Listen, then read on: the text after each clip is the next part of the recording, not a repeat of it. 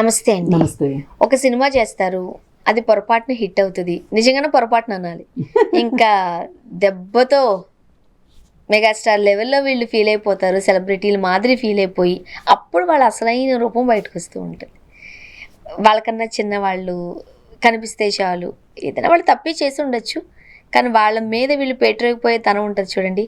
ఈ రాజు వెడ్స్ రాంబాయి అఖిల్ రాజ్ అదే చేశాడు. డెలివరీ బాయ్ ఎవరికో ఇవ్వాల్సింది పట్టుకొచ్చి వీళ్ళకి ఇచ్చాడు, సారీ చెప్పాడు. అయినా సరే వినిపించుకోకుండా ఆ అబ్బాయి ప్రవర్తించిన తీరు ఆ వీడియోలో చూస్తుంటుంటే ఎంత కోపం అనిపిస్తుందో కదా. చాలా బాధాకరమైన విషయం ఏంటంటే అండి, సైకాలజీ ప్రకారం కూడా ఏంటంటే, ఎవరైతే చాలా దారుణమైన పరిస్థితుల్లోంచి బయటకు వస్తారో, అణిచివేయబడి ఉంటారో, వాళ్ళకి కనుక కాస్త ఒక మంచి జీవితం వచ్చిందనుకోండి, వాళ్ళకి ఒకప్పుడు తాను ఏ స్థితిలో ఉన్నానో ఆ స్థితిలో ఉన్న మనుషులంటే చాలా చులకనగా ఉంటుంది. ఆ చులకన ఎంత దూరం వెళ్తుందంటే అసలు వీళ్ళకి వాళ్ళు మనుషులకు కూడా కనిపించరు. అంటే ఆ హేట్రెడ్ ఉంది చూసారా, ద్వేషించడం అనేది, వాళ్ళ పరిస్థితుల మీద వాళ్ళకి చాలా కోపం ఉంటుంది. అప్పట్లో అవమానాలకు గురయ్యే టైంలో వాళ్ళ పరిస్థితుల పట్ల వాళ్ళకంత బాధ ఉంటుంది, కోపం ఉంటుంది, ఉక్రోషం ఉంటుంది, ఒక ద్వేషం ఉంటుంది. అయితే వీళ్ళు పైకి వచ్చేసిన తర్వాత అలాంటి పరిస్థితుల్లో ఉన్న వాళ్ళు వీళ్ళకి కనిపించగానే వీళ్ళకి ఆ పరిస్థితుల మీద దాడి చేయటం కన్నా ఆ పరిస్థితిలో ఉన్న మనుషుల మీద దాడి చేయటానికే వీళ్ళకి ఇమ్మీడియట్గా చేయగలిగేది అదే కదా.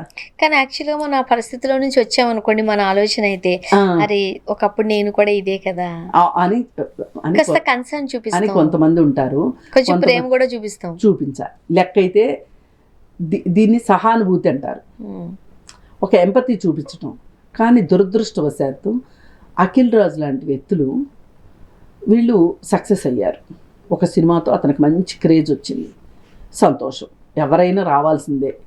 అందరూ చిరంజీవి గారి కొడుకులు, అల్లు అరవింద్ గారి కొడుకులకి, లేకపోతే ఇంకొకరికి ఉండేంత గోల్డెన్ స్పూన్లు ఉండవు అందరికీ. కానీ ఇలా వచ్చిన వాళ్ళు కూడా, పైకి వచ్చిన వాళ్ళు చాలామంది ఉన్నారు. అయితే అలా వచ్చి ఆ సక్సెస్ని తలకెక్కించుకోకుండా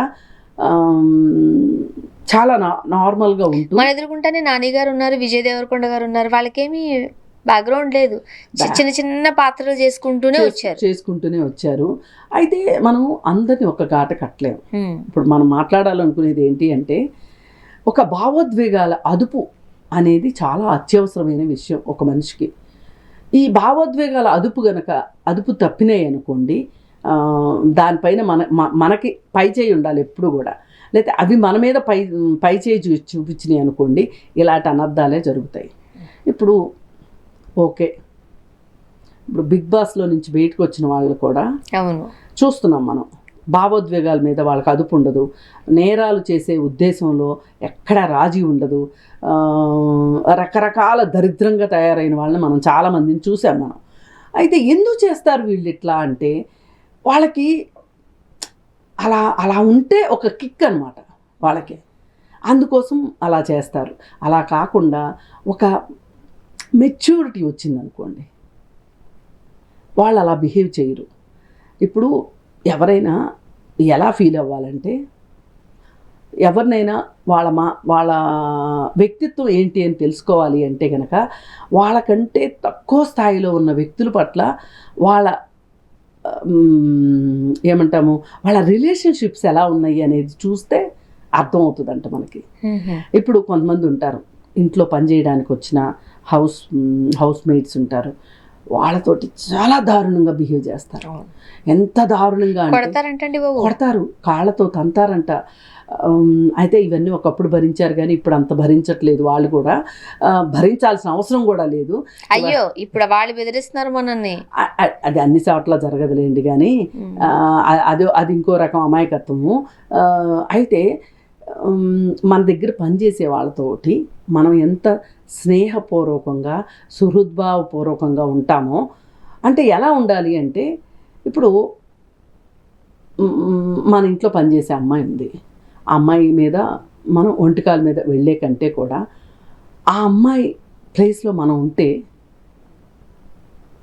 ఆమె గనక మన యజమాని అయ్యి ఉంటే గనక, మనమే గనక పనిచేసే ఆమె అయ్యి ఉంటే గనక, మనం ఇచ్చే ట్రీట్మెంట్ని మనమైనా భరించగలుగుతామా, తీసుకోగలుగుతామా? లేదు, ఇలా కాదు. ఇప్పుడు నేను ఒక ఆఫీస్లో పనిచేస్తున్నాను, నా బాస్ నాతో ఇలా బిహేవ్ చేస్తే నేను ఒప్పుకుంటానా? ఇది నేను ఒకటి గమనించాను పర్సనల్గా కూడా.